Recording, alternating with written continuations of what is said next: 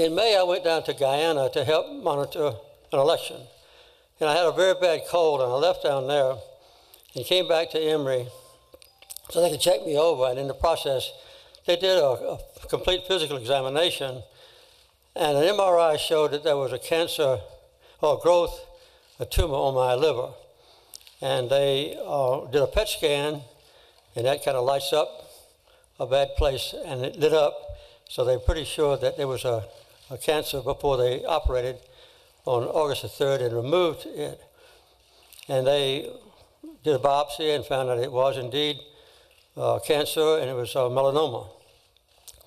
And they had a very high suspicion then and now that the melanoma started somewhere else on my body and spread to the liver.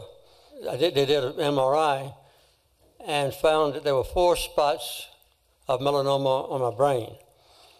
They are very small spots, about 2 millimeters, if you can envision what a millimeter is. And I'll get my first radiation treatment for the melanoma in my brain this afternoon. Well, at first I felt that it was confined to my liver, and that the operation had completely removed it, so I had quite relieved.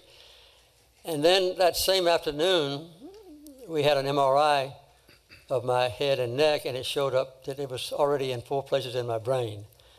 So I would say that night and the next day until I came back up to Emory, I just thought I had a few weeks left. But I was surprisingly at ease.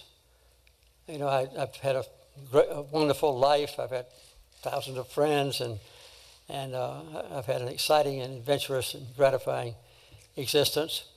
So I was surprisingly at ease, much more so than my wife was. But now I feel, you know, that it's in the hands of God, whom I worship, and I'll be prepared for anything that comes.